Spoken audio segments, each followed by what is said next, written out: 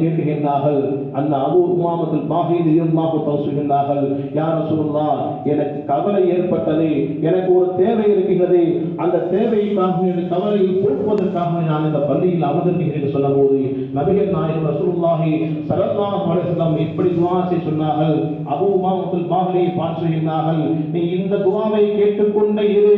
அல்லாஹும்ம இன்னி அஊது பிக மினல் ஹம்மி வல் ஹுஸன் வ அஊது பிக மின் அஜ்ஸி வல் கஸல் வ அஊது பிக மின் ஜுப்னி வல் புஹல் வ அஊது பிக மின் கலபத்தி தைனி வ கஹரி ரிஜால். உன்னுடைய வாழ்க்கையினுடைய அத்தனை கவலைகளையும் போக்கக்கூடிய, உன்னுடைய வாழ்க்கையின் தேவைகளை பூர்த்தி செய்யப்படக்கூடிய இந்த துஆவை நீ கேட்டுக்கொண்டே இரு என்று அபூ உமாமத்துல் பாஹிலி ரலியல்லாஹு தஆலா அன்ஹு அவர்களுக்கு அவர்கள் மூலமாக இந்த உம்மத்திற்கும் நபிகள் பெருமான ரசூலுல்லாஹி ஸல்லல்லாஹு அலைஹி வஸல்லம் சொல்லிக் கொடுத்ததாக வரலாற்றில் பார்க்கின்றோம் என்று சொன்னால், சங்கைக்குரிய சமுதாய பெருமக்களை, நபியினா மூசா அலைஹிஸ்ஸலாம் அவர்கள் கேட்ட துஆவும் அல்லாஹ் பெருமானாருக்கு கற்றுக் கொடுத்த துஆவாக இருந்தாலும் சரி, நபிகள் நாயகம் ரசூலுல்லாஹி ஸல்லல்லாஹு அலைஹி வஸல்லம் அபூ உமாமத்துல் பாஹிலி ரலியல்லாஹு தஆலா அவர்களுக்கு சொல்லிக் கொடுத்ததன் மூலமாக இந்த உம்மத்தும் கேட்க வேண்டும் என்பதற்காக சொல்லிக் கொடுத்த இந்த மூணு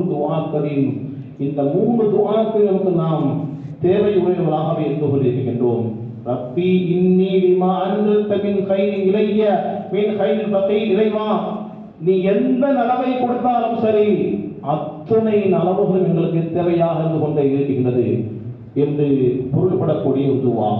இரண்டாவது, பெருமானாருக்கு அல்லாஹ் கற்றுக் கொடுத்த துஆ, இன்னி அஸ்அலுக ஃபிஅலல் கைராத் வ தர்கல் முன்கராத் வ ஹுப்பல் மசாகின் சொல்லப்படக்கூடிய துஆ. மூன்றாவது, பெருமானார் ஸல்லல்லாஹு அலைஹி வஸல்லம் கவலைகளை விட்டும், இயலாமலாவதை விட்டும், கடன் தொல்லைகளை விட்டும், அதாவது இன்னி அஊது பிக மின் ஹம்மி வல் ஹுஸன் என்று சொன்னால், ஹம்மு என்று சொன்னாலும் ஹுஸன் என்று சொன்னாலும் கவலைதான்.